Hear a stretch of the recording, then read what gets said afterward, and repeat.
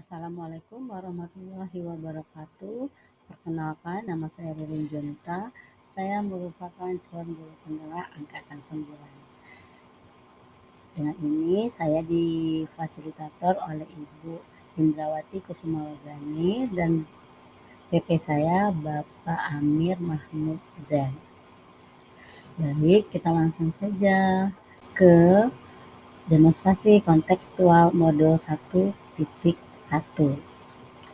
Filosofi Ki Hajar Dewantara tentang trilogi pendidikan, yaitu Ingarsa Suntulodo berarti bahwa seorang pendidik yang berada di depan hendaknya menjadi contoh atau suri tauladan baik. Ingarsa Suntulodo juga menggambarkan situasi di mana seorang pendidik bukan hanya sebagai orang yang berjalan di depan, tetapi juga harus menjadi teladan bagi semua orang yang mengikutinya. Ingarso Suntulodo juga menekankan pada ranah afektif yang berkaitan dengan sikap, perilaku, emosi, dan nilai.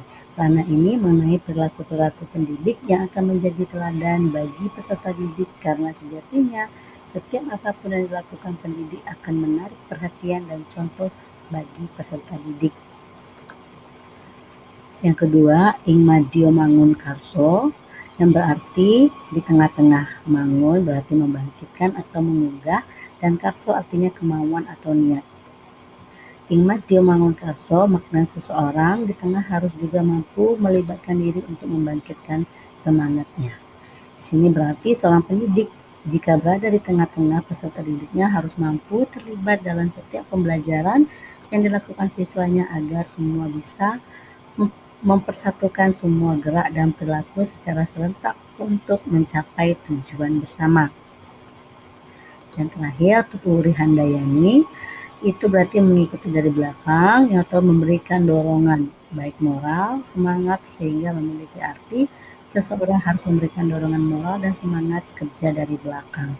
Pendidik juga harus mampu memberi kemerdekaan kepada peserta didik dengan memperhatikan sepenuhnya untuk memberikan petunjuk dan pengarahan. Tujuan pendidikan yaitu menuntut segala kodrat yang ada pada anak-anak agar mereka dapat mencapai keselamatan dan kebahagiaan yang setinggi-tingginya baik sebagai manusia maupun sebagai anggota masyarakat. Tujuan pendidikan menurut Ki Hajar Dewantara adalah penguasaan diri karena disinilah pendidikan memanusiakan manusia atau humanisasi. Penguasaan diri merupakan langkah yang dituju untuk tercapainya pendidikan yang memanusiakan manusia. Ketika peserta didik mampu menguasai dirinya, maka mereka akan mampu untuk menentukan sikapnya. Ki Hajar Dewantara juga menawarkan sistem mengajar yang dinamakan sistem Among. Sistem Among terdiri dari dua hal, yaitu satu, kemerdekaan sebagai syarat untuk menggerakkan dan menghidupkan kekuatan lahir dan batin sehingga dapat hidup merdeka. Yang kedua, kode alam sebagai syarat untuk menghidupkan dan mencapai kemajuan dengan secepat-cepatnya dan sebaik-baiknya. Yang berikutnya adalah menuntun anak untuk mencapai kodrat. Dalam proses menuntun anak, anak diberi kebebasan, namun pendidik sebagai pamong dalam memberi tuntunan dan arahan agar anak tidak kehilangan arah dan membahayakan dirinya. Pendidikan juga berupaya memenuhi kodrat kebutuhan tumbuh kembang anak sesuai dengan pemikiran Ki Hajar Dewantara, yaitu menghamba pada anak. Menghamba ini bukan berarti dapat memperlakukan semena-mena, tapi pendidikan harus berorientasi pada kebutuhan anak sehingga anak dapat berkembang sesuai dengan minat dan bakatnya. Menurut Ki Hajar Dewantara, pendidikan merupakan tempat persemaian benih-benih kebudayaan dalam masyarakat. Berpusat pada anak. Belajar adalah proses menjadikan anak menjadi tahu, mengerti, memahami, dan menginternalisasi pengetahuannya. Dalam hal ini, tentu saja anak merupakan subjek sekaligus pusat kegiatan belajar. Sebagai pusat pembelajaran, kebutuhan anak harus terpenuhi. Anak perlu merasa aman, nyaman, berharga, dicintai, dan dipahami. Ini adalah kebutuhan primer, tidak bisa kita hilangkan. Perasaan aman, nyaman, berharga, dicintai, dan dipahami akan mendorong munculnya motivasi dan kesadaran anak untuk belajar.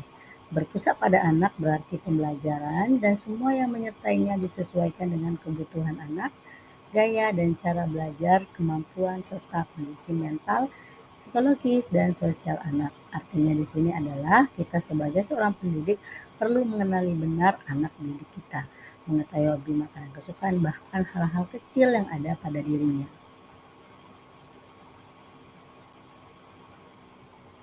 Budi pekerti. Menurut Ki Hajar Dewantara, budi pekerti adalah perpaduan antara gerak pikiran, perasaan, dan kehendak sehingga menimbulkan tenaga. Budi pekerti bisa juga diartikan dengan cipta, kognitif, karsa afektif, dan menciptakan karya atau seni.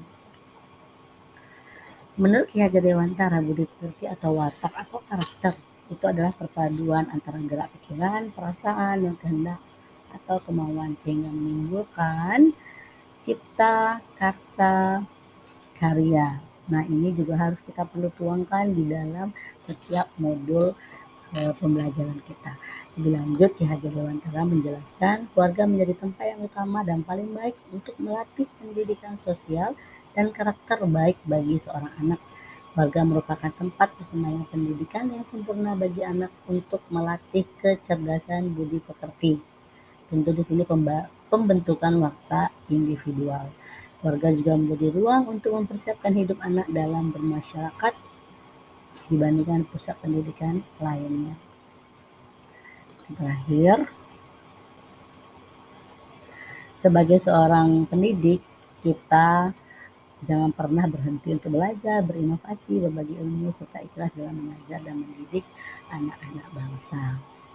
Guru dan murid juga harus saling berkolaborasi untuk menginisiasi atau menciptakan kedalaman, rasa tajuk dan kasmaran spiritual, intelektual, dan sosial untuk mencapai keselamatan dan kebahagiaan sebagai manusia. Siswa dan guru, mereka belajar yang berkolaborasi menjadi bersama menggali dan mengembangkan potensi siswa dan mengakomodasi karakteristik masing-masing untuk mewujudkan student well-being. Sekian dulu presentasi dari saya. Sampai jumpa di presentasi berikutnya. Assalamualaikum warahmatullahi wabarakatuh.